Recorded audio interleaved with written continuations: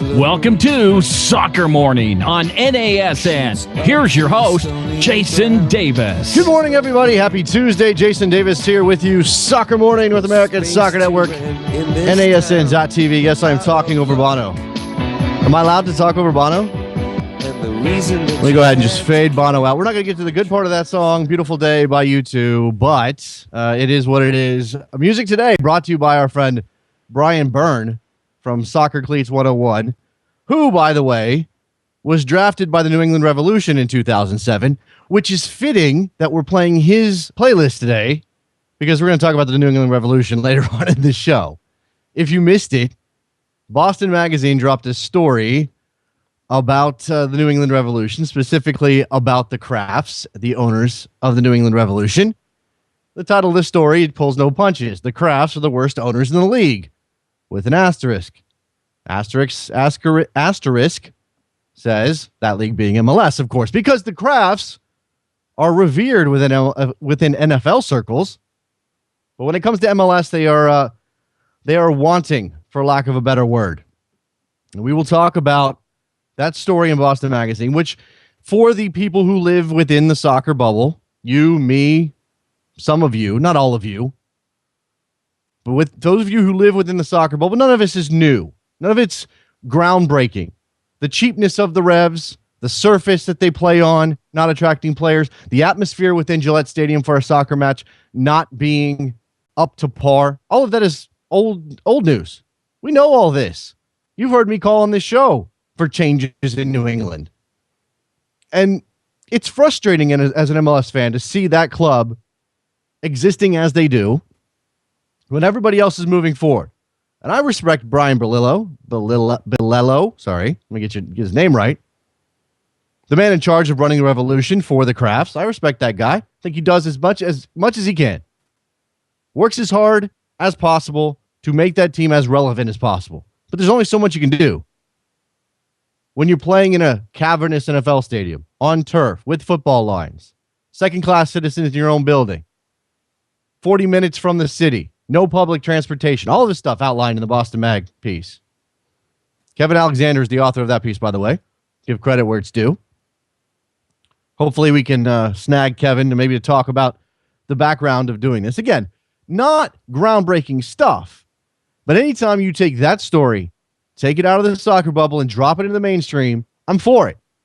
I'm for it. And I will stand up and say without equivocation that MLS needs to pressure the Krafts to do something with that team. I'd prefer they sell them because, look, at this point, they're just on autopilot with the Revs. There's nowhere to go. They give lip service to the idea of building a stadium somewhere, Revere, Somerville, whatever. Nothing's happening. When Alexander asked Bilello, who, again, I think is doing the best he can in a tough situation, what the deal is with the stadium situation, evasive answers. We're looking at sites, non-specific answers. We're making progress. Really?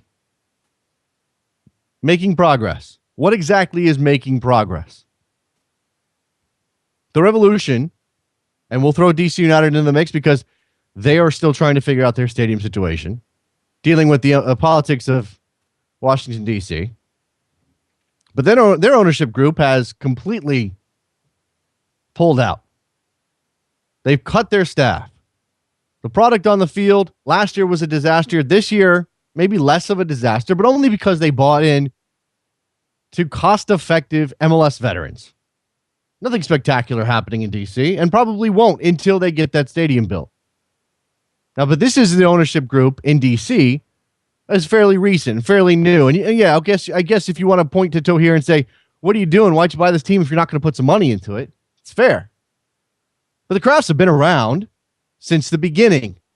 And yeah, the Krafts are part of the reason MLS exists. And if it wasn't for the Krafts, we wouldn't be here. And yeah, if MLS might have folded if Anschutz and Kraft and Hunt didn't step up. Fair. Fair to give them credit for helping MLS get to this point. Or just surviving long enough to get to this point. Fair. But how long does that OG status hold weight. How long do we stand here? How long do Revs fans sit there and just say, you know what? Back in 1996, that was one of the original guys. In the mid-2000s, in the early 2000s, the Crafts really helped out. You know, they put their money on the table to keep the league afloat, and that's great. That's great. And the fair-minded person in me thinks that the Crafts should get their due and maybe should make the money back that they lost. Now, they can afford it. I'm not going to just throw out that the Crafts can handle it. They can lose $1 million or two, and hey, it's no big deal. It's not completely fair to say that. But at this point, it's clear that the league has passed them by a million miles. The quotes in the piece are pretty damning. Go read it yourself. Kyle Martino, some ex-players, unidentified Chris Tierney, who has to dance around the subject being a current player, but is clearly saying, look, it's an NFL stadium with 15,000 people in it. The Midnight Riders are down there doing their thing as best they can, but, you know, come on. The Fort.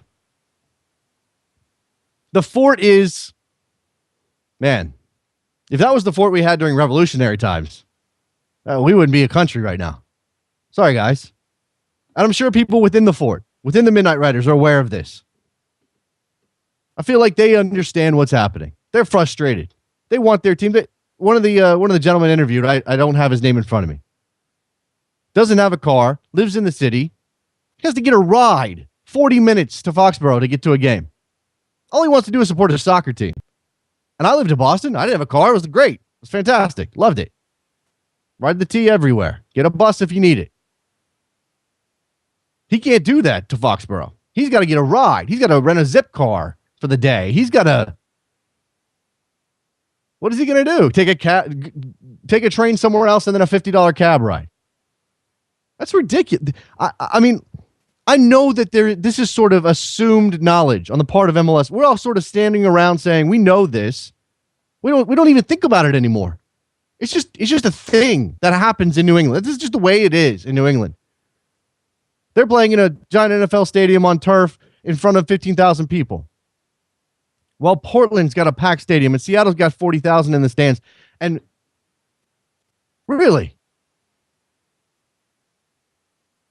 it's just, we know this. We all know it.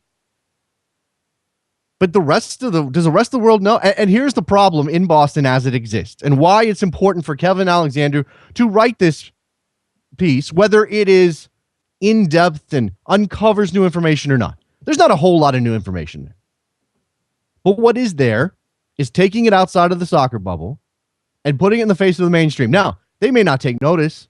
And in that town, the Crafts can do no wrong because they made the Patriots a dynasty. Because the NFL rules. Because when it comes to the NFL, the Crafts are model owners. They are the best owners. They are fantastic owners. You just flip that coin over. They're terrible soccer owners. I care that you helped the league. I care that you were there with your money and your checkbook and kept the league afloat. I'm thankful for that. But at some point, you run out of credit. And this isn't in the way that MLS is everybody's problem when it comes to American soccer. This is everybody's problem. Specifically, it's a Revs problem. And if you'd asked me a couple of months ago, would you rather see the league buy Chivas USA off of Jorge Vergara or the New England Revolution off of Robert Kraft? I might have said the New England Revolution because there is no market in this country that is more exploited from a soccer standpoint than Boston, Massachusetts. There is not. But there is excitement in Miami. Let's transition to that. When we come back, we're going to talk to Chris, I'm going to say Whittingham. I'm going to say that's his name. We're going to talk to Chris Whittingham, who was there for Beckham's little impromptu press conference last night as the stadium plans get unveiled. Soccer Morning with American Soccer Network, NASN.TV. Thanks to Brian Byrne for the music. Be right back. Done my hair up real big, beauty queen style, high heels off, I'm feeling alive.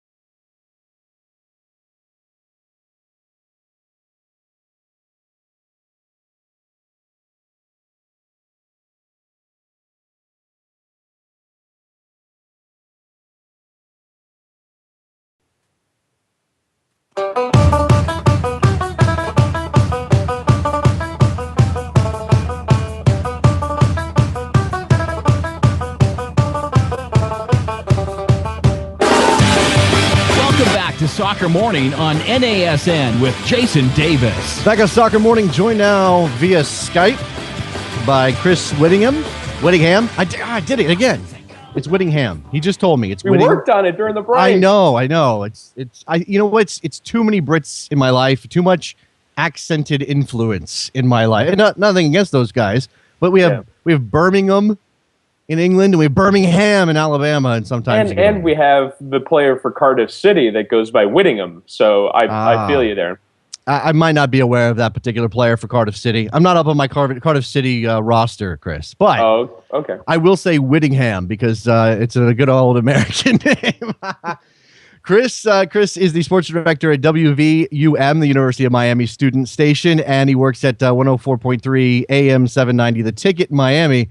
And he was down there for David Beckham's chat, press conference. What are we calling this, Chris? I was told not to call it a press conference, so we'll just call it comments on the situation. All right, comments on the situation as the Beckham Group releases the stadium renderings for the Port Miami site. Now, I sort of railed against renderings, not railed against them. I like them. They're fun. They're exciting, Chris, but they don't mean a whole lot, particularly in this case when there are so many steps to get to before there's a shovel in the ground on that site. Is this a propaganda move from your perspective?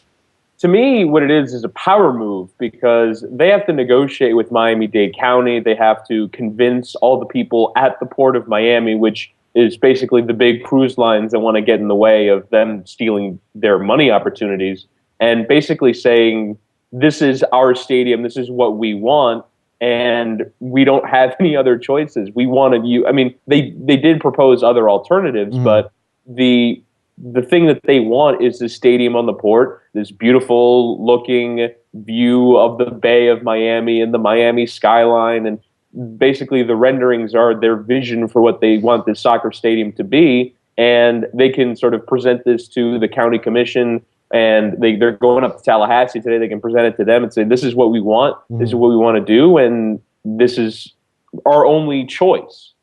It's the shiny object to flash in front of the eyes of people who are in a position to help them out. And I get that.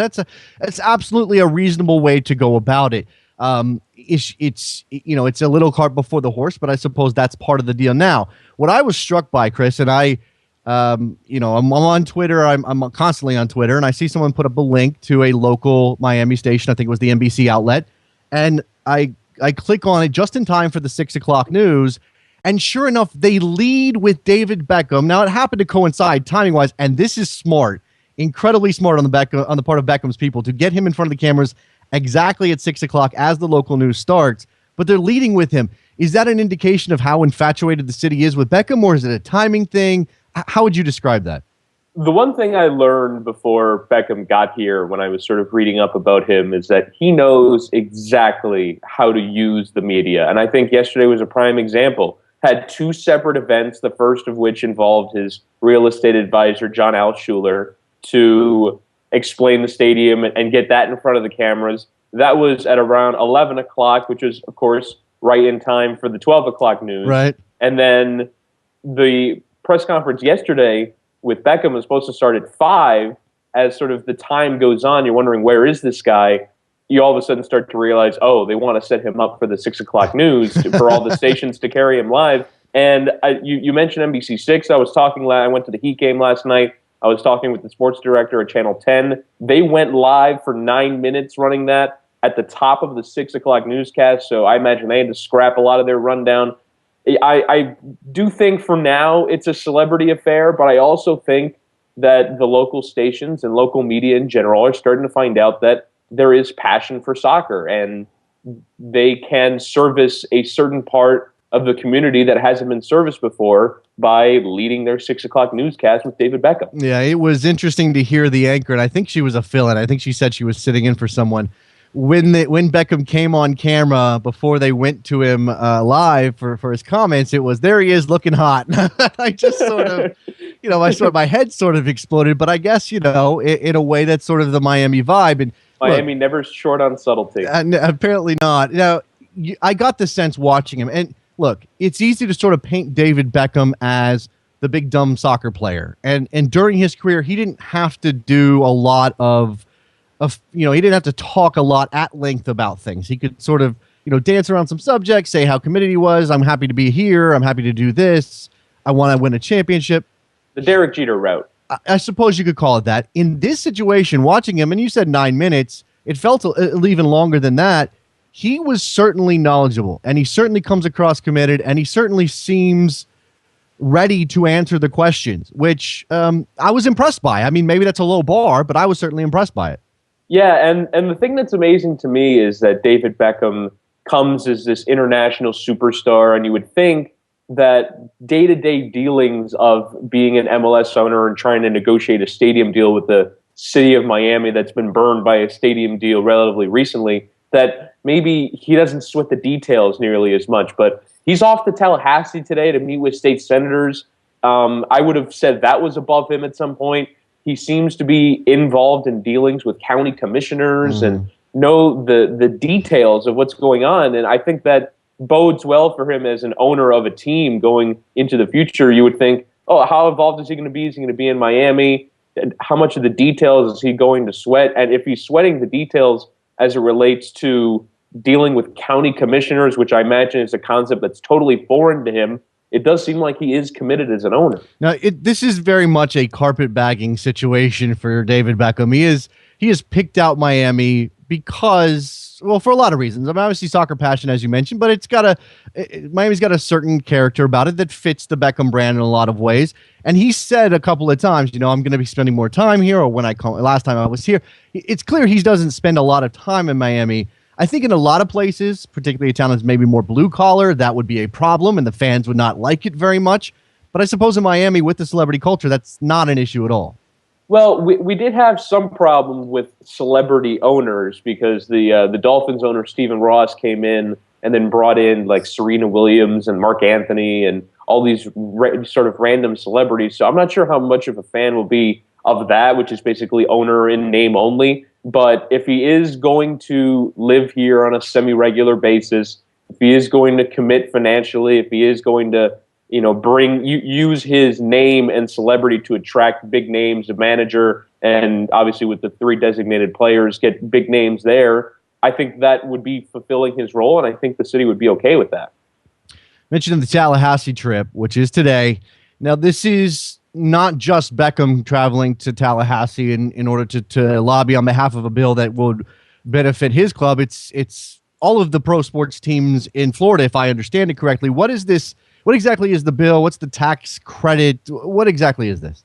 Well, basically, when other sports franchises down here have built new stadiums, they go to the state and they get about $2 million in state subsidy for building a new stadium. Obviously, there's job creation and all that stuff. But the Dolphins have gotten a $2 million subsidy per year. The Heat, the same thing. So essentially, the message we got from David Beckham yesterday was, we want this not because we can't build the stadium without it, but because it's fair and it's what all the other sports teams have gotten. So that was the message he was touting yesterday.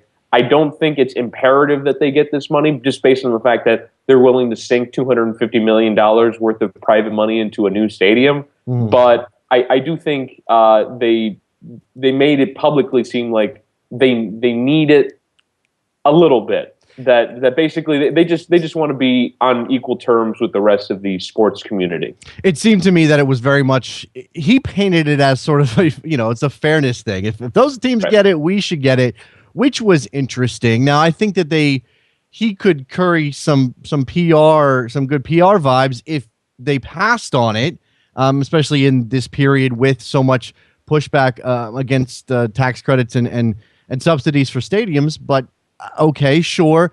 Now and you mentioned that they might not need it. He did dodge the question of the total price tag for the stadium. You said $250 million. Is that a number that's been put out by Beckham's people? Is that a number that came out with the renderings? Because he didn't say that number.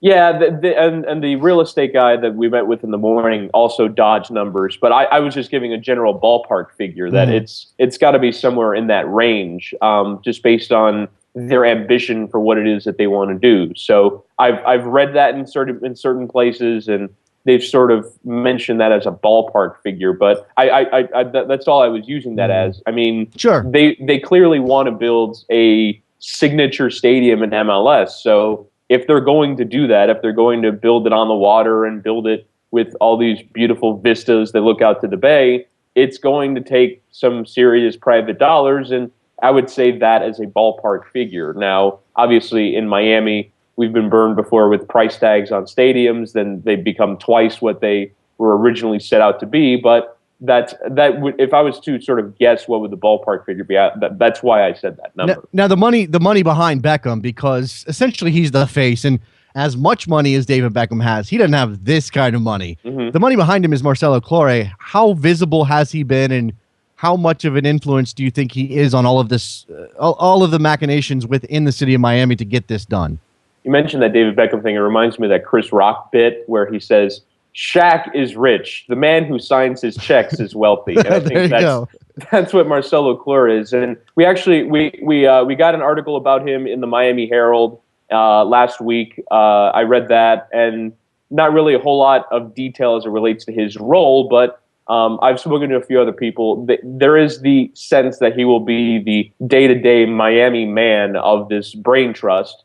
But I do think that, as I mentioned earlier, it doesn't seem like David Beckham is just a face. I do think that while Marcelo Clore will be very involved, and obviously he has the very deep pockets to be a big part of this project, I do think that David Beckham's role, just given the fact that he's in Tallahassee today, and I can't imagine not only as a face of this team, but everybody that has publicly spoken about this project cannot stop talking about how involved David Beckham is and how impressed they are with his level of involvement. Now, anybody who knows anything about Florida knows that it's essentially two different states in a lot of ways. South Florida doesn't have a whole lot in common with Tallahassee. Now, look, there are representatives from all over the state of Florida that Beckham will be talking to or speaking to. However this works out, I don't know if schmoozing is the right word, but I imagine there's some of that going on. Do you think that there will be an issue of culture clash? How hard will it be for him to be? How hard will it be for him to sell soccer at the Capitol? As they say, you have to drive north to get to the south. The thing with the state capitol, you don't really know, because the Dolphins just went up there to try and get some state money for a Dolphin renovation, a renovation of the Sun Life Stadium, which is where the Dolphins play, and they threw out the bill before it even got to the floor. So you don't really know how they're going to react to this request. I don't know necessarily how receptive they will be to soccer. Obviously, Orlando just got a team, so maybe there's some positives there. But yeah, you don't really know how the state is going to react to this idea. I imagine that given that they've handed out the state subsidy before, I imagine the Beckham team can press him on the precedent. I'm not sure if that necessarily means that that'll bear fruit. It seems that in that situation, and I'm being cynical about politics and politicians here, but you know, generally speaking, it's more about influence and power and money behind everything than it is about the outward face of soccer or Beckham or whatever he's got. I mean, it's obviously going to be more than that. And I don't want to paint the politicians of Florida as rubes who aren't going to understand what's going on. Of course they will. You can do that. It's okay. Well, I mean, look, again, it's a diverse state with a lot of a lot of varying influences. It's great that way. But, you know, the guy from Pensacola isn't the guy from, from Miami. From right. Miami. So, again, that's the interesting part. And I guess I would love to be a fly on the wall as Beckham has to talk to the guy from Pensacola. So but, I mean, the good news for Beckham, though, is that everywhere he goes, his international celebrity travels with him. So while I can't imagine that state senators are often starstruck, I do imagine that at the very least, which is why his face is on this project, that his influence can carry something. And obviously, perhaps I don't want to get into financial stuff. Just I don't know what the lobbying situation is like, but they have an office. Miami Beckham United does in Tallahassee. They're committed to try and get something out of them, and not the city taxpayer. Although I guess indirectly, state subsidies do come out of local taxpayers. But they really seem committed to not wanting to tap into local tax money, so they go to the state, and hopefully they can get some public funding with, and while also saving some face, as you said earlier. Well, let's get to the stuff that people really care about, and that's the potential name for Beckham's team in Miami. He mentioned, it was asked of him, and he said something about an announcement in a month and something about the people of Miami being involved. Are we going to be talking about a name the team contest or a poll or a vote or what? Well, I remember when he first came here with that press conference at the Art Museum, and people were, I guess, skeptical of the idea that basically all they did was announce that a team will exist, and we already knew that. And I think what's going to happen is everything is going to get slowly rolled out. Now, as it relates to that nugget of information that the city will be involved, I'm not sure if it's going to be a New York City FC situation where they vote on the badge, or they vote on the team name or the colors or whatever. But I think he meant involve the city, meaning involve its general ethos in the picture of the world. So Okay. I don't know necessarily if it's a fan vote or something like that, but I do think that somehow, like, I mean, we saw the leak of Miami Vice potentially being a name of the team. Now, I think that would be stupid. Yes. But and as I imagine most people do, but I imagine something like that, something that involves something of Miami in the cultural parlance, if you will. Yeah, you say that most people would think that Miami Vice is stupid. I'm not sure that that's the case. I bet you. I was just gauging reaction when it first came out. I was just sort of reading tweets. Okay, and comment all right. sections, Well, and people didn't seem to like it. We got a different sense. I mean, I'm not saying it's 50-50, but I think there's a very large minority who are all in on Miami, all in on pastel colors, do the whole thing. Now, in terms of the look and the name and the feel, I think that they'll get those right. I don't think Beckham's name's going to be on the team. I very seriously doubt it's going to be Miami Vice, and those things will come. Miami Benders suggested as the name in our comments. Okay, look, at this point, I imagine that this just feels like something that's checking boxes along the way. There may not be an end in sight. Port Miami is clearly the focus. I don't know that I want you to handicap it because there's so many variables at play, Chris. But if they are going all in on Port Miami, can they withstand the objections of the cruise lines and whoever else is going to step up and say, well, we don't want this? And based on the renderings, is it possible to even get everything that they've envisioned at that site done by, say, 2018?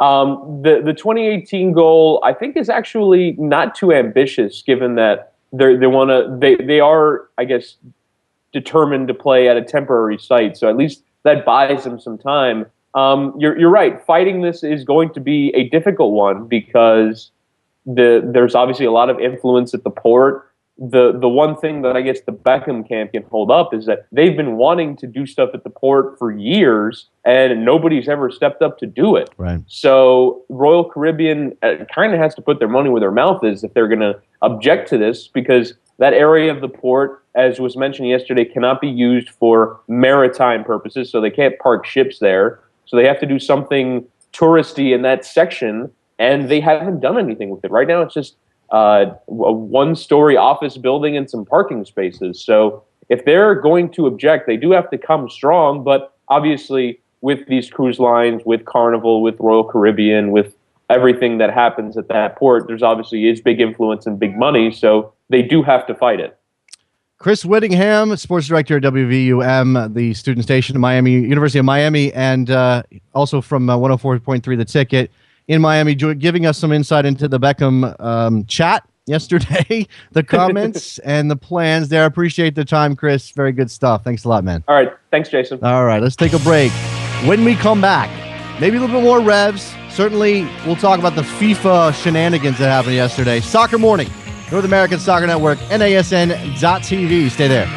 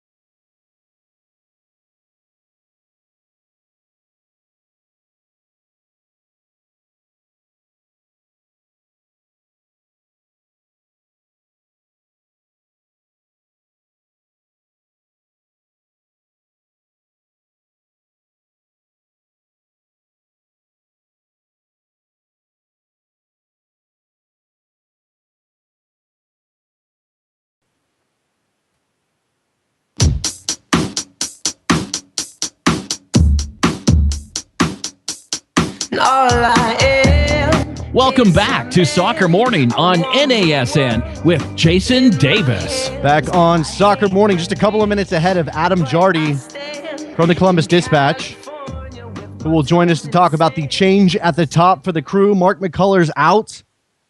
Longtime executive with the Columbus Crew has been relieved of his duties or resigned, or, it doesn't really matter. It's all semantics when these things happen. You got new ownership in Columbus. Clearly things are changing there.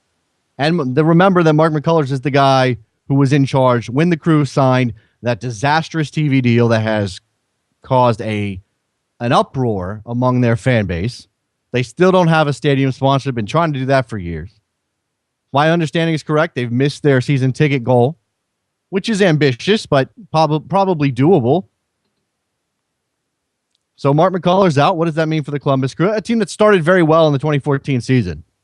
Lots to be positive about for the Crew.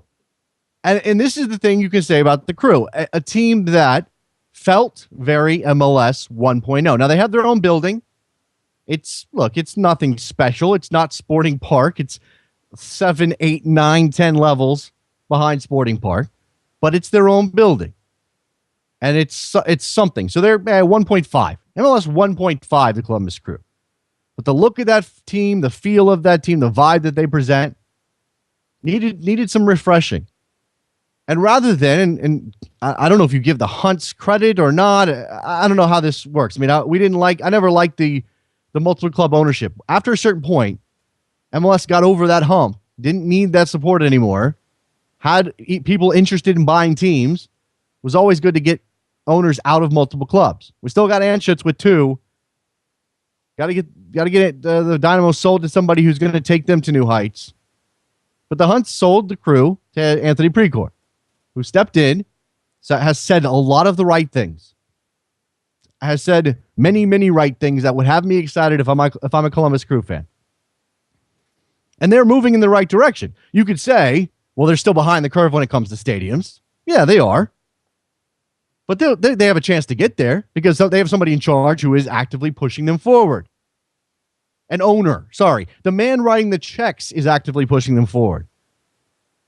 What we were talking about with the revolution is that the people writing the checks,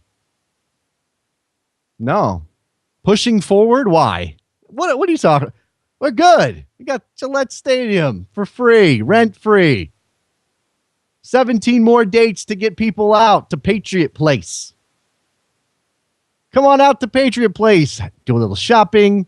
Watch a little soccer. Yeah, it's going to be on terrible turf, and there'll be football lines to distract you, and you'll be able to hear individual conversations bouncing across the stadium because there's so few people in this giant building. Or I'm sorry, we'll say it this way. Even when there's a good crowd, it feels like the place is empty because it's a giant building. Because this isn't the NFL. And again, the most fascinating thing for me, when you look at the Rev situation, is how lauded and celebrated and feted the Crafts are on the NFL side of the sports world. They are the model owners. In fact, for every NFL fan who hates the Patriots, you'd take Robert Kraft running your team in a second. Maybe there's a couple. Tell me Dallas Cowboys fans wouldn't trade Jerry Jones for Robert Kraft. Of course they would. Of course they would. But when it comes to MLS, he's the last guy you want. No. Even Stan Kroenke in Colorado is doing more. Even Stan Kroenke feels like a better MLS owner than the Crafts. And the problem is that we want so much better for that part of the country when it comes to this sport. Here's my top 5 MLS cities that are not being maximized from a soccer perspective. Top 5. We'll do it in a countdown format, and let's see if I can get to 5. St. Louis is in the last 4 in no particular order. St. Louis, Minneapolis, Detroit, San Francisco. Throw that in. I know San Jose's right there, but San Francisco. I need one more. No, I don't. Number 1, Boston, Massachusetts. the number one market for soccer in the United States that is not being maximized to its full potential. Because even though there's a team in the region, they're doing nothing to make a dent in Boston when it comes to soccer. Boston, a city of immigrants. Boston with community after community who would rapturously support a team if they weren't 40 miles down the road and not accessible via public transportation. Sorry. Little ranty today. Just a touch. Let's take a break. We'll reset. When we come back, Adam Jardy from the Columbus Dispatch will join us. We'll talk about what the ouster of Mark McCullers means for the Columbus Crew. Soccer Morning, North American Soccer Network, NASN.TV. Stay right there.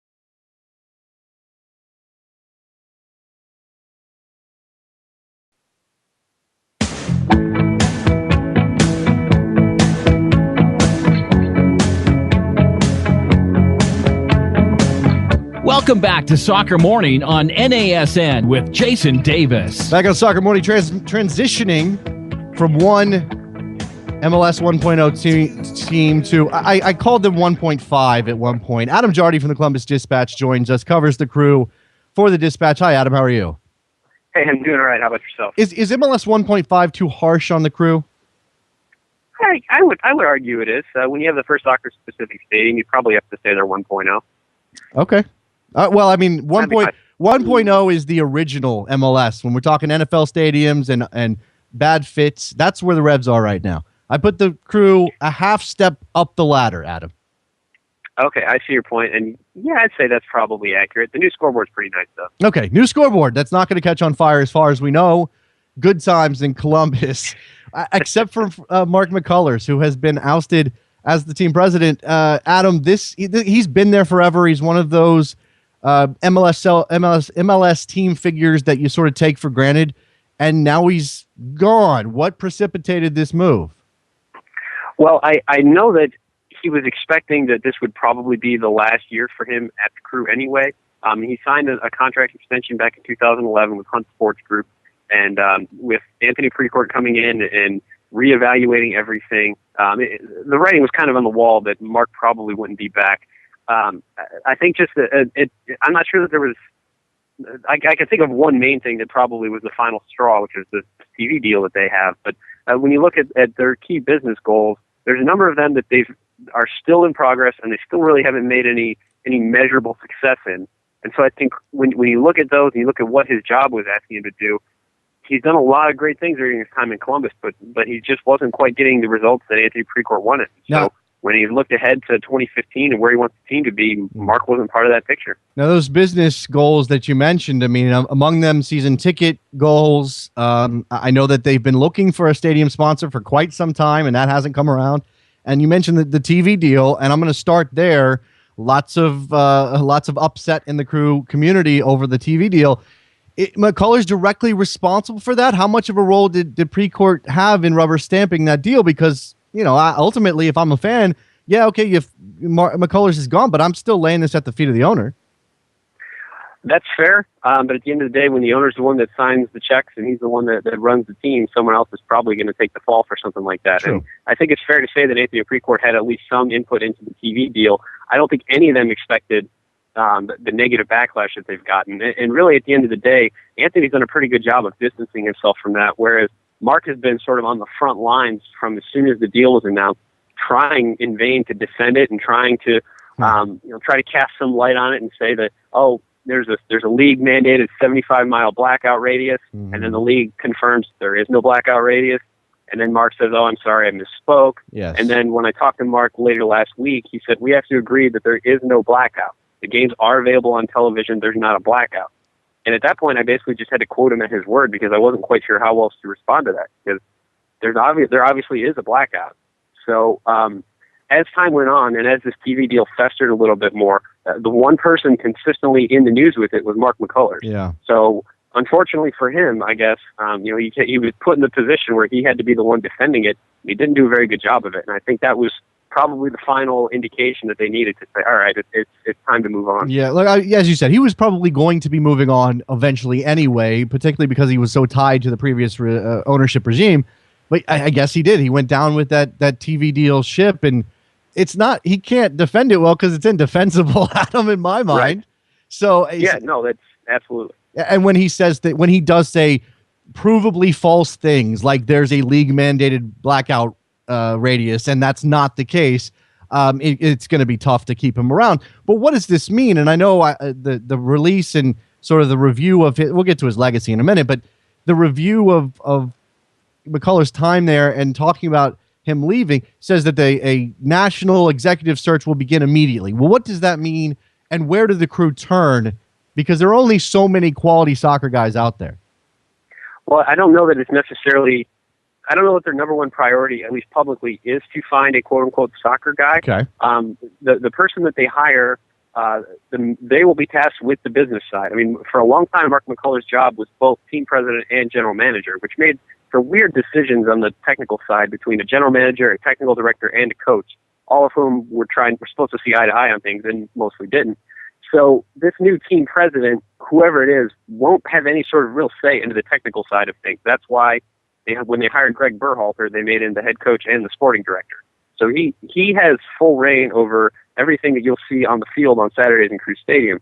As far as all of the business things, as far as reaching out to the business community here in town, selling season tickets, getting a stadium sponsor, trying to fix this TV deal, that will all fall under the supervision of this new team president. So it will be someone who's focused on the business side of things and not the soccer side. But even that being said, I expect whoever this person ends up being to be affiliated with U.S. Soccer in some way. I would not in any way be surprised if there's ties in some way to U.S. Soccer, because that seems to be the direction that Anthony Precourt looks when he goes to make these moves. Obviously, USA Mexico is such an important thing for Crew Stadium and for the Crew as an organization. I think they would do anything to try to keep that game, and I think that it makes sense for them to continue to reach out to U.S. Soccer and try to further strengthen that relationship. Okay, so interesting. So you're saying they're going to directly tap up somebody involved with the federation. That makes sense on some levels. Like you just hope they don't reach in order to keep that connection. Yeah, no, and that's absolutely the sort of the risk reward there. I mean, you got to find the right person. I think that I don't know that at the end of the day that will be a defining criteria where this person must have U.S. soccer experience, but I think that is something that they will look for highly and value highly. So it could put them in an interesting spot for sure. The next guy in charge of the business operations for the Crew, as you mentioned, it's always about season ticket sales, the sponsorship deal, and whether or not they can get somebody's name on that building to bring in some revenue. But for a lot of, certainly for people outside of Columbus who are sort of interested in what's going to happen next with that team, and I know Precourt has addressed this, the notion of a new stadium or relocating in closer into the city center, that's going to be on the plate of the new guy, correct? Well, I think it would be a little bit more if they hadn't just put a lot of money into the stadium. Okay. And it's hard to overstate the symbolism of replacing that scoreboard. Because that was sort of, to me, that was a defining line when the speakers caught fire and everyone saw the flames coming out of Crew Stadium. That to me was a moment where either you're going to fix this and you're going to stay here because you're going to have to put a lot of money into fixing it, or you're just going to patch it and we're going to see more progress toward a stadium in the next couple of years.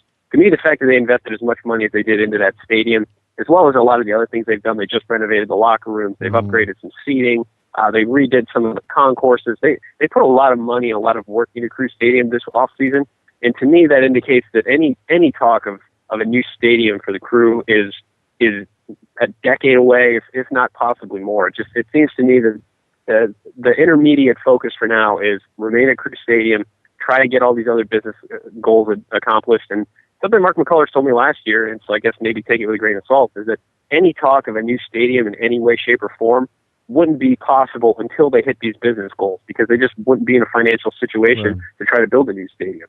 So to me, you make these improvements to the stadium, you hopefully increase your sponsorship, you further your ties to the local business community, you sell more tickets, and hopefully that puts you in a position where maybe 5, maybe 10, maybe 15 years down the road, you're financially solvent enough to say, okay, now we can maybe think about a new stadium somewhere. Well, there's clearly a limit on that, right? So, I mean, we're not talking about the team deciding to, say, put a roof over the entire place.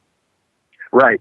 No, and I mean, as far as the roof goes, I had people bring it up to me, whenever they sit through a really cold game, and it's the way Crew Stadium is built. I've actually asked about this. It's not feasible to build a roof. The way sort of the stadium slopes and the way it projects outward, building a roof would be almost as expensive as building a new stadium.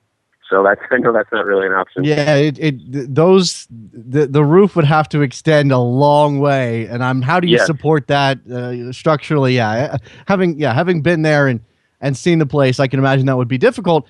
So they're going to they're upgrading, I suppose, within reason. I certainly noticed the new seats. I don't know how new they are and whether I missed them before, but I noticed the new seats watching the game on MLS Live this past weekend. So there's clearly going to be a visual element to this as well. How difficult is it for the Crew to sell the brand in town? Because that's the other thing that Precourt talks about, is refreshing the look of the team, and they may keep the name, but they may change the colors, but they may change the logo. Where is all of that? Well, I think that will be a big thing as well, because as they keep talking about this new era and everything, I think they need to sort of change the message a little bit in Columbus if they want to continue to try to grow here.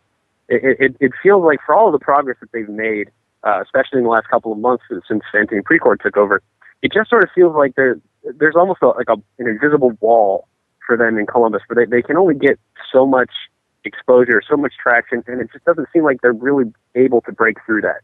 And to me, you really need to sort of reevaluate, in a way, what you're doing and what you'd be doing differently, because obviously the status quo has gotten you so far, but isn't really getting you any further.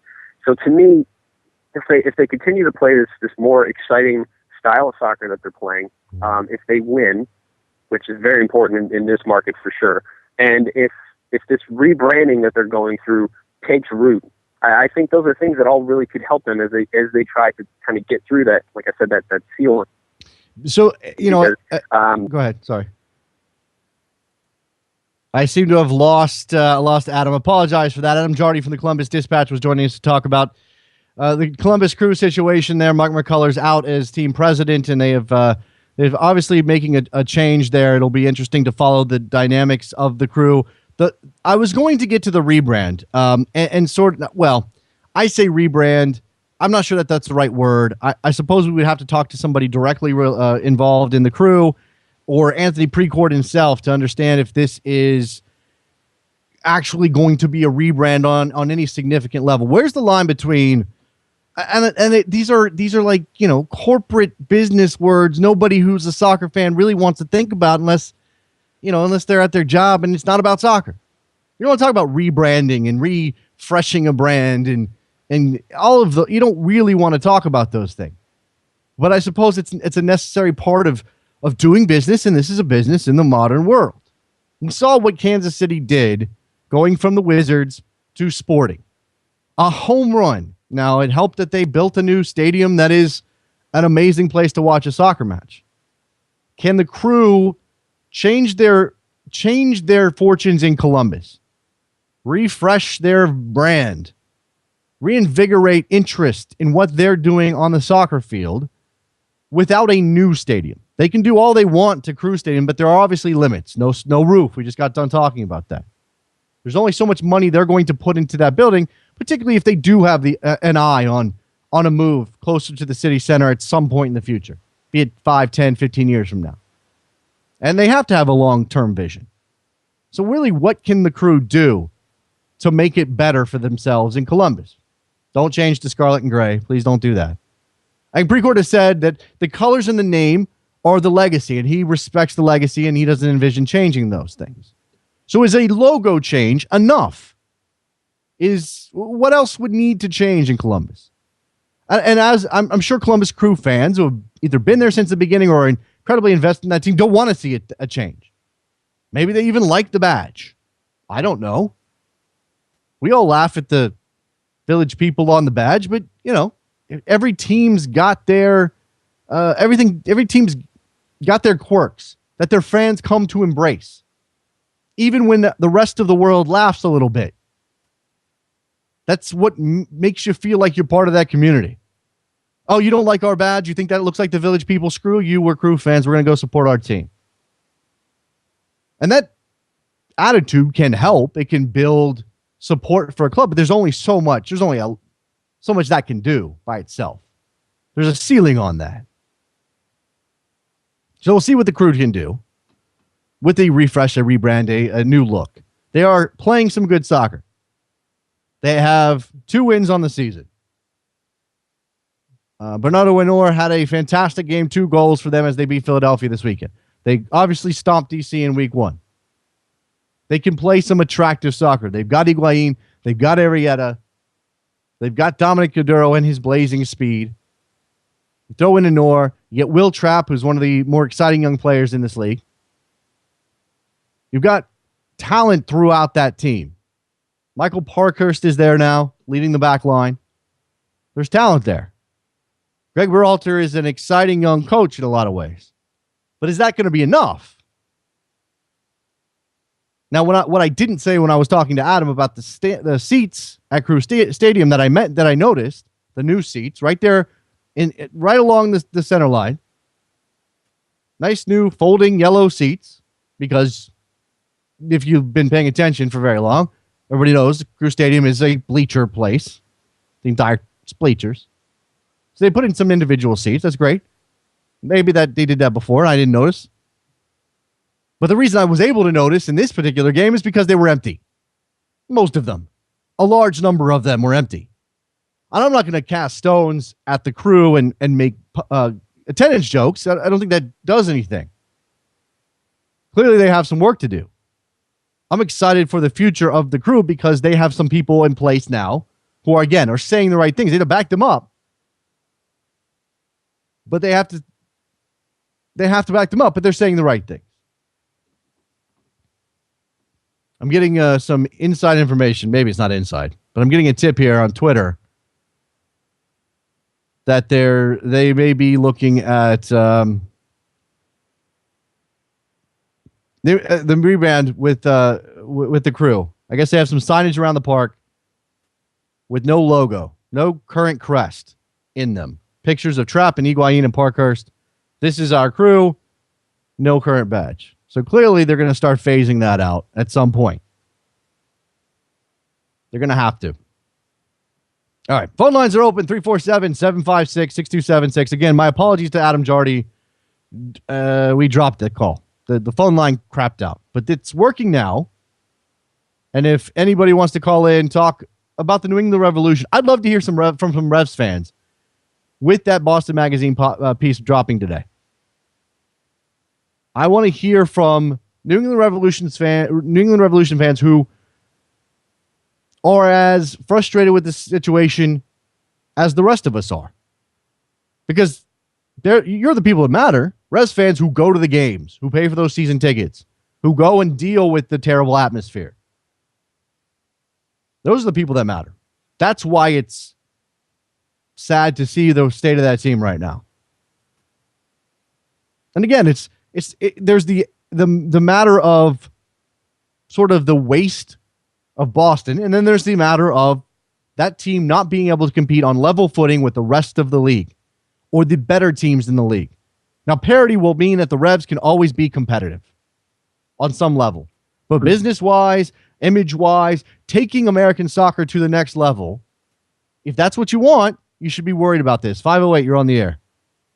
Yeah, hey, man, this is Jack. So I'm a Revs fan. Like, I was pretty glad to see the article come out in Boston Magazine, just because it's the kind of thing that we've known about forever, and that no one else would ever really see. It's the kind of thing that now we can start talking to people outside of MLS about this, and that kind of means a lot to us. Do you think? Look, every big city's got a magazine. Some of them are a bigger deal than others. How big is Boston Magazine? How many people are going to see this? How much? It's not going to get. I don't think it's going to get like knock-on coverage in any other major outlets. But how many people will now be aware of what's happening with the Revs that weren't before?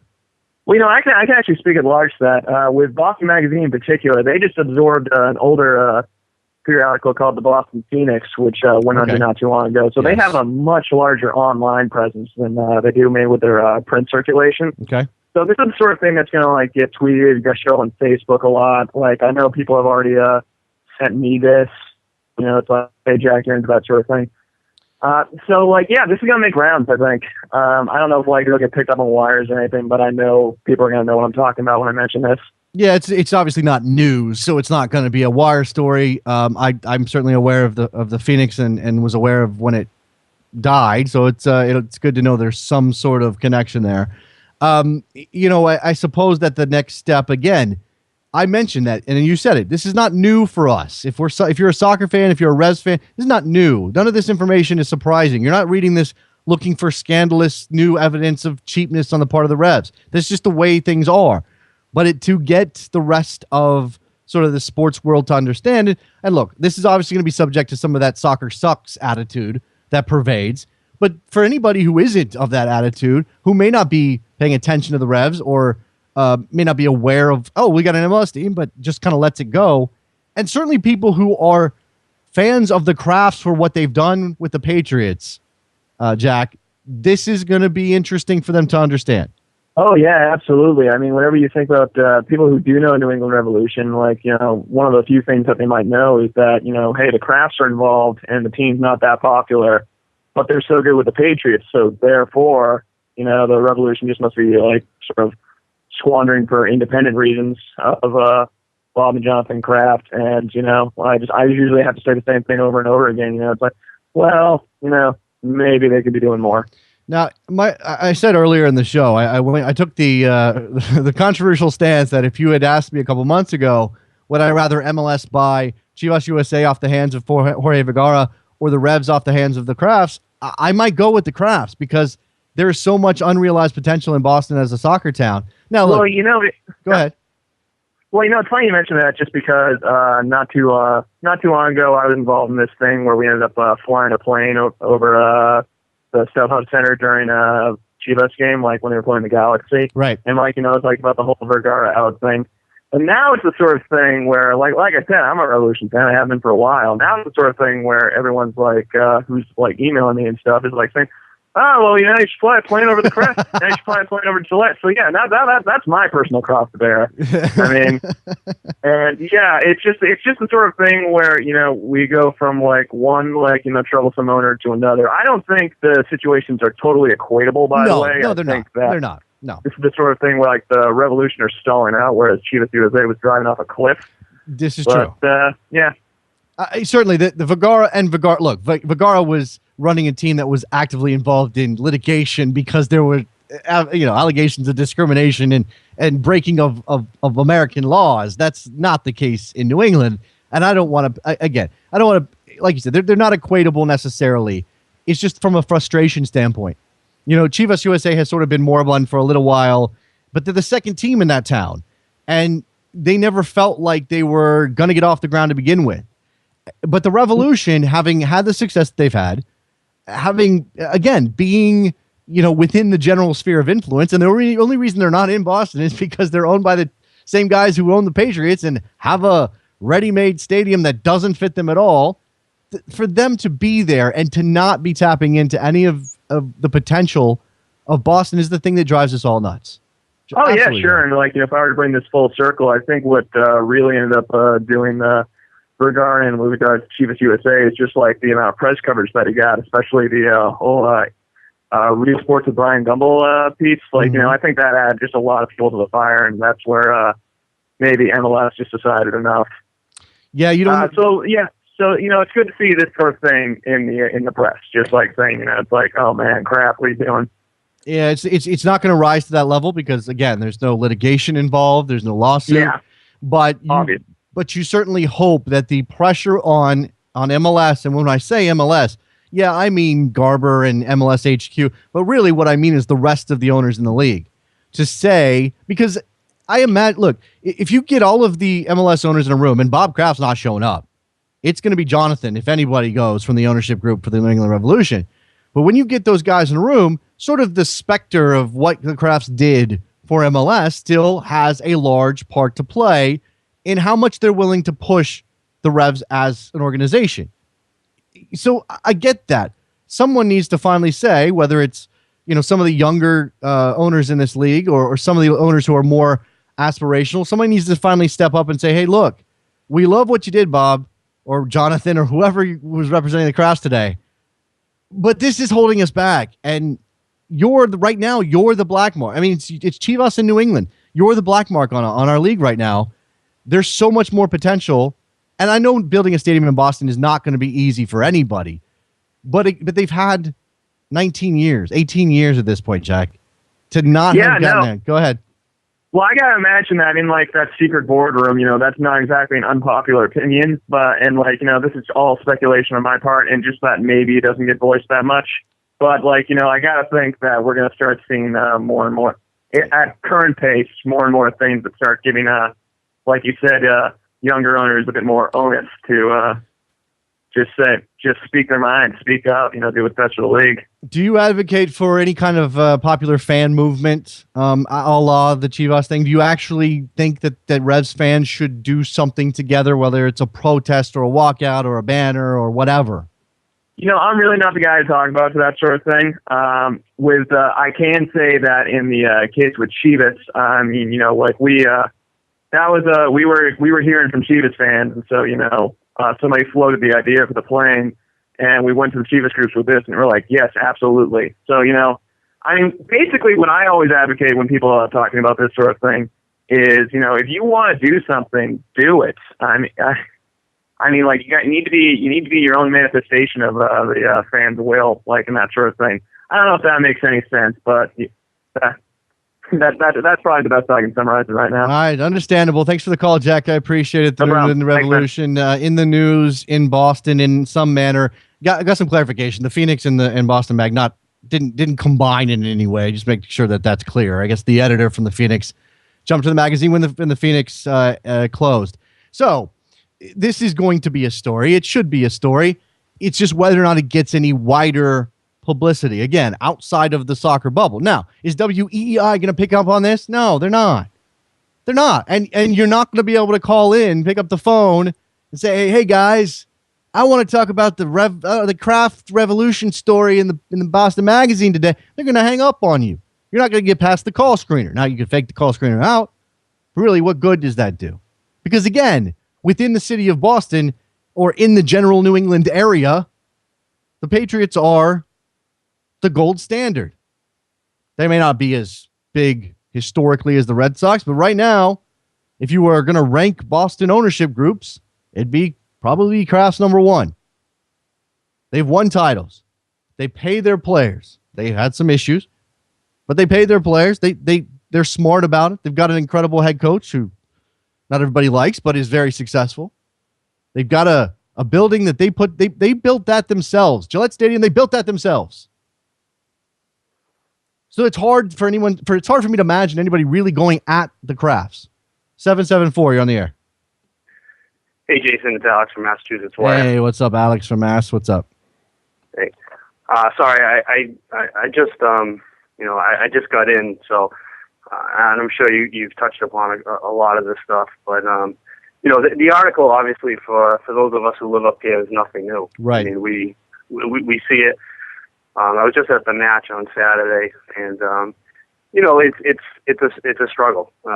There's people all around you that are apathetic, and some of that is the atmosphere, the stadium, and just maybe the marketing with the team. But the issue with the stadium, building a stadium in Boston, in Boston, around Boston, it's complicated. Yeah. As you can imagine, the politics of it, probably similar to what's going on in D.C. You have that aspect. There's not a lot of land to be had as well, so there's a lot of factors involved. So. Yeah, look, I don't want to ever say that getting a stadium built, particularly in an urban area, is going to be easy or should have been already done necessarily. I suppose that really what and you can speak to this as a Revs fan that in a way that I really can't, but I suppose all you really want to see is some sort of actual progress. I know we've had a couple of sites mentioned, and Somerville and Revere, and okay, that's great, but again, as Alexander wrote in the piece for the Boston Magazine, at this point the Revs are sort of back to their basic setting, which is, we're exploring our options. Does that really do anything for? And even it's not even necessarily about the stadium, I suppose, although you imagine that that's the thing that would spur this club to be what it could possibly be. But it is things like, they seem to have no real problem with the fact that there's 15,000 people in a 70,000 seat stadium, and that, as mentioned in the piece, players don't really want to play in New England at this point. If you're an MLS player and the Revs come calling, that's kind of like, oh man, really? That's where I'm going to get to go. And that's nothing against Heaps or any of those guys that are on that team. And they've got so much exciting young talent. It's just, it doesn't feel big anymore compared to the rest of the league. That's the problem, right? Right. Yep. Definitely agreed. And there are no easy solutions. I mean, short of them selling the team,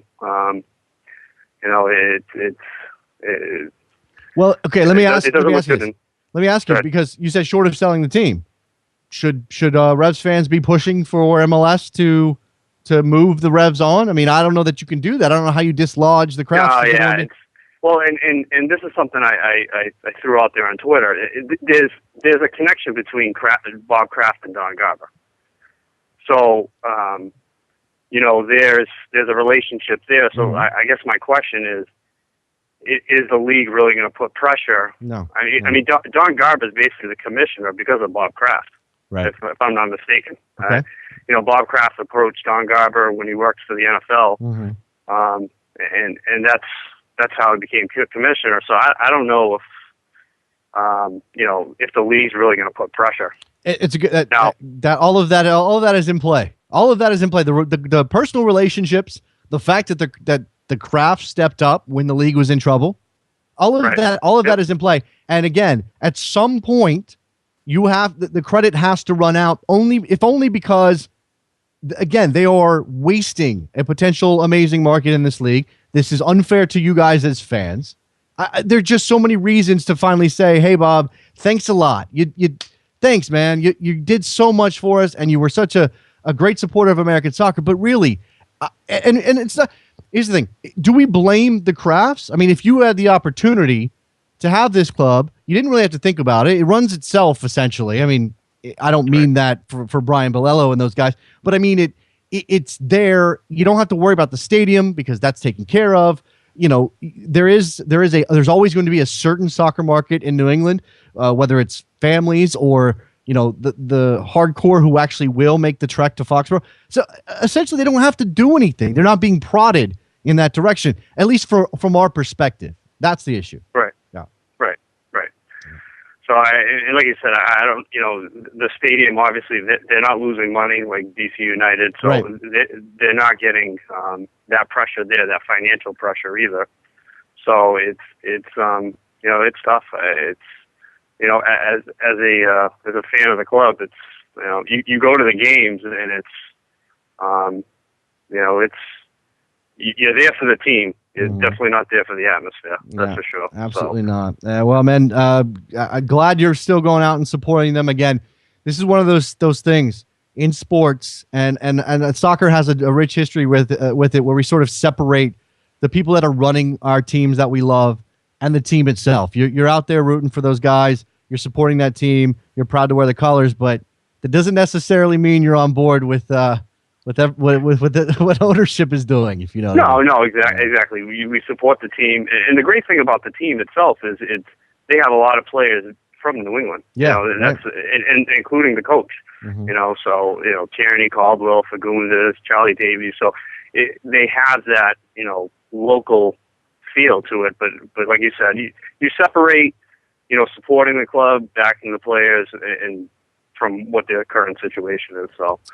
Hopefully it'll work itself out at some point. I appreciate the call, man, and thanks for the perspective. All right, there you go. Thanks, Jason. Phone lines are still open, 347-756-6276. If you want to talk Revs, we certainly can. I'm going to move us along to a little bit of news as relates to the World Cups, both in 2014 and 2022.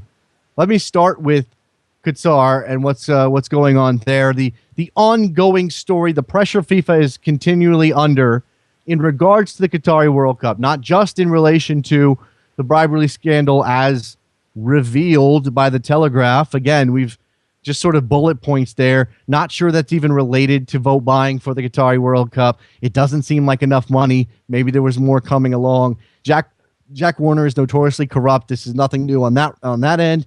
And it doesn't seem like it's enough to force FIFA to really reconsider the vote for that World Cup.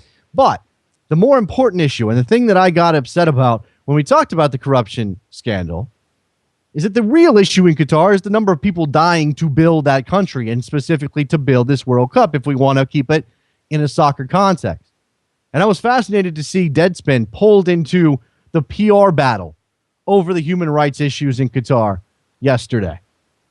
Tom Lay from Deadspin posted a report that he was forwarded by the International Trade Union Confederation, saying that more people will die in Qatar constructing these World Cup stadiums than died in 9/11.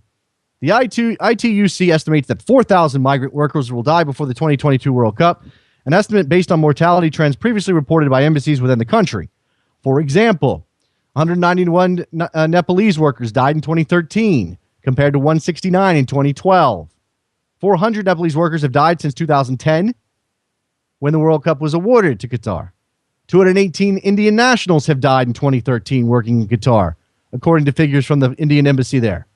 237 workers died in 2012 and 239 in 2011. On average, about 20 Indian migrants die per month in 2013, peaking at 27 in the hottest month, August. Okay, so that's one side of this, and I think it's the important side. People are dying. That's a fact. Whether or not they're making the changes necessary is part of the problem here. The part of the issue that we can't get to the bottom of this, because it's easy for these people to say things like, we're putting standards in place. We're going to reconsider the workers' situation. We've got companies on board to look into what's going on with these workers. I'm going to get to the other side of this. The email that Tom Lay at Deadspin was forwarded or received. Actually, it was addressed to the editor at Deadspin. From the other side, 905. Vince, you're on the air. What's up, man? Oh, hey, Jason. How's it going? It's going well, I suppose. Just listening to that stuff, man, it makes you realize how depressing and messed up the world is. It does. And it puts a whole let's get mad about the revolution situation in perspective. I mean, I don't want to put all of this stuff in the same bucket and try to pull it out and what's important, what's not. Let's not do that. This is ultimately a sports show. Soccer is fun. It's supposed to be entertainment. And that's why we get upset about what's going on with the Revs, because as a Revs fan, I'd be frustrated. My team needs better than this. But when you look at the big picture and you look at things like the Qatari World Cup, what we're concerned about are people dying. That's the ultimate. Can't do any worse than that, people dying. Anyway, what's on your mind, Vince? Well, a lot of things are on my mind, but I'll try to Let's be concise. try to narrow today. it down. Yeah, let's be concise today, Vince. Yeah, okay. You're talking about the World Cup. I don't know if you've seen, but there was a report that came out detailing Canada's venue plan for when they do bid for 2026. I don't know if you've seen it. It's not. I don't believe it's legit, but it does raise a lot of interesting questions over what stadiums they want to use and what they're planning to do. The big one is supposedly, and this has already been floated around a lot, is that if the Bills do relocate, Toronto would be the team to get to receive it. Yeah. I personally think Los Angeles would be the team that would get an NFL franchise if any team relocates. But it's pretty interesting. I mean, they want to renovate the Olympic Stadium in Montreal, which is a horrible place to begin with. It's and a terrible stadium. Yeah, and a money pit of insane proportions. I mean, okay, let's rehabilitate Olympic Stadium in Montreal. Let's build an NFL stadium for the Toronto Bills, whatever they're going to be called. That's a lot of speculation. Now, look, I mean, it's possible, and I'd much rather have Canada building a bunch of stadiums than Qatar with migrant workers dying, or some of the white elephants that you're going to end up with in South Africa or Brazil. But it's still a long way to go. I'm fine with Canada bidding. I'm excited to see them bid. I just hope they have their ducks really in a row. So you don't know that this report is legit? It's because the concepts that they're using, the concept for that NFL stadium is Farmers Field, which is the stadium that they want to build in LA. Right. So and I don't know, it doesn't seem legit, but just everything that's been pointed out and said, the money seems to be, the calculations seem to be right about how much it'll cost. Where these stadiums would be built seems to make sense. A lot of the stadiums already do exist, and they would just need renovations, like BC Place, the Commonwealth Stadium in Edmonton, Investors Field in Winnipeg. They all do exist, but it is a bit complicated. I mean, at the end of the day, if we're gonna get this bid, Canada, we don't bribe people. I'd imagine, we'd have to, send some Tim Hortons their way. You know what I mean? Yeah, lots of coffee and donuts or bear claws, whatever Tim Hortons does. Yeah, Vince, I'll say the same thing to Canada. I'll give Canada the warning that I ultimately used as an admonishment for U.S. soccer in the aftermath of their failed bid for 2022. If you're not willing to play the FIFA game, don't get involved. Do not do it. You're just going to end up crushed, left on the side of the road, a bloody husk of a person, because you went into FIFA's house, didn't play by their dirty rules, and ultimately were disappointed. Because there's nothing worse than being, and I'm not going to put the USA bid up as some sort of bastion of I don't know. I just don't want to say that the U.S. bid was perfect, and I'm sure the Canadian bid wouldn't be perfect either. But it certainly would be outside of the normal realm of FIFA politics in the way that the Qatari bid and the Russian bid certainly weren't. So, don't do it if you don't want to get hurt, because I can't see it ending well for Canada. No, you're absolutely right. Although the argument that I've seen posted by people is that it's a fiasco currently with Russia and Qatar hosting it. And I don't think FIFA would want to go through that again, or at least not for a little while, even if they could make more money off it, and that they would rather give it to developed countries in 2026 and 2030. Well, 2030, I imagine Uruguay would probably be the country to get it because that is the centenary or whatever. I suppose you're right that there could be sort of a backlash, and it could benefit countries like Canada or maybe the United States. Certainly some of the countries that have already hosted, like Germany. But I think a lot of people are picking China as a 2026 host possibility, and they have the resources to build the stadiums necessary if they don't already have them in place. I'm not even sure how many stadiums they have. Canada would still have to build a lot. The United States has to build nothing. I don't know how much that's really going to play into it. We'll see. I appreciate the call, Vince. Thanks a lot, man. Oh, no problem. I was going to move you on because somebody was calling in, but they dropped. You got anything else? Well, I guess we could talk a little New England if you want. I mean, well, I got to get to the rest of this Qatar, the other side of this Qatari PR battle, which is fascinating. Just hang on there for a second. So, Tom Lake gets the report from the ITUC about the number of Indian and Nepalese workers who have died in Qatar getting this World Cup bid together, getting this World Cup stadium situation together. He ultimately receives an email from hold on a second, let me get this title right. His name is Paul Hughes, and he is from the Supreme Committee of Delivery and Legacy for Qatar, whatever the hell that is, a damn mouthful. He says, he paints these numbers in a different light. He says that, there's 450,000 Indians living in the country. Only 450 or 500 have died since 2010 for any number of reasons. Okay. It seems to me, look, I'm less interested in the details of this, and I'm more inclined to believe that people are dying because reporters I trust have said so than I am the other side on from a committee that seems to exist for propaganda reasons. But it's fascinating to me that this is happening now in a venue like Deadspin, like with a venue like Deadspin, which ultimately is not that big outside of the United States. Deadspin's huge here. It's got a large footprint when it comes to the sports blogging world online. But really, are the Brits, do they care about Deadspin? Maybe, maybe not. I don't think the rest of the world does. But here it is, sort of in a microcosm, the PR battle for Qatar's image for 2022 happening right here.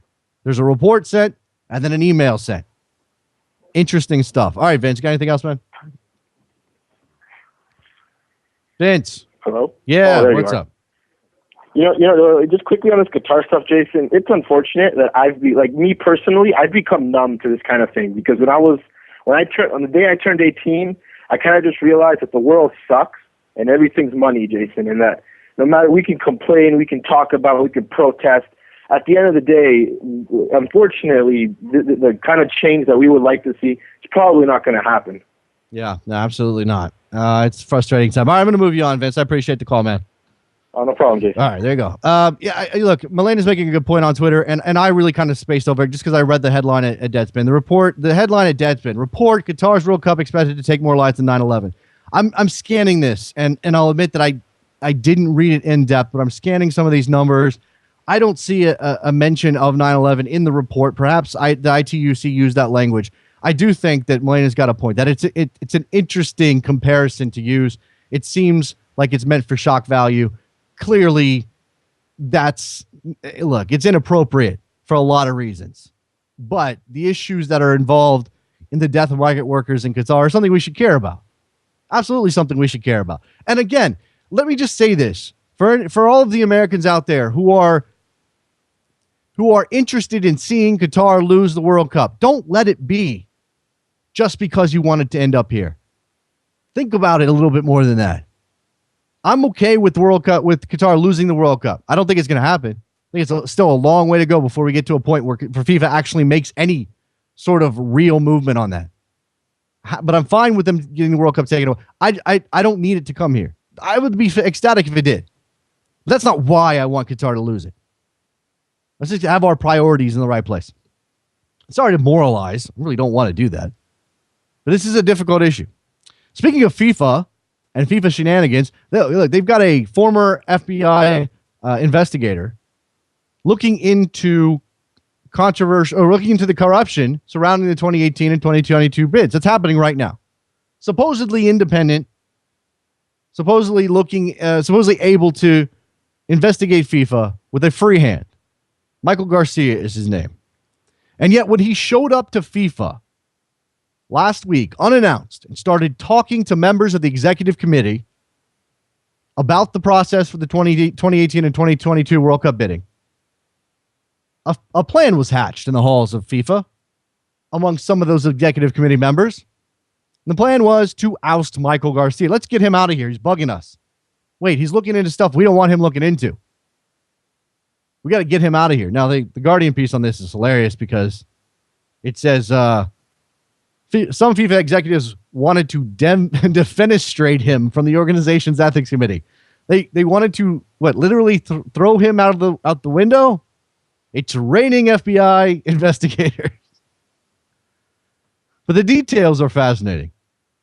Then FIFA Vice President Jim Boyce, so I believe it's from Northern Ireland, a British representative on the executive committee, said that he would have considered resigning his position if Garcia had been ousted, if this plot had been successful. But this tells you all you need to know about FIFA. It is believed that some of the executive committees who have joined FIFA's top table since December 2010 intervened to protest strongly that would cast the organization in an even worse light if Garcia was blocked in any way. You think if you kick out the investigator, it would look bad? Now, this is progress. In some small way, this is progress. If only because someone at FIFA, some executive committee members, actually care how FIFA looks to the rest of the world. Because previously, you never got the sense that anybody did. FIFA does what it does. FIFA does what it wants to do. Unless there are threats of criminal charges, it almost seems impossible that anything would happen with FIFA. That anybody would do anything about any of the problems that are that are inherently affecting the way FIFA does business. So this is progress. I'll take it, I guess. It's all right. Something. And as long as Garcia is still on the job, I'm not saying that he's perfect, and I'm not saying that this investigation is beyond question itself, but it does represent progress. All right. Thanks to our guests today, Christopher Whittingham and Adam Jardy. It's a good show. Lots of MLS talk. The Manchester Derbies today. I get a chance to talk about that. Arsenal Swansea. Soccer today. Good stuff. Thanks for listening. And thanks to Brian Byrne from Soccer Cleats 101 for giving us our playlist for today. We'll be going through these next couple of weeks, I imagine. Soccer Morning, North American Soccer Network, NASN.TV. We'll talk to you guys tomorrow. Bye.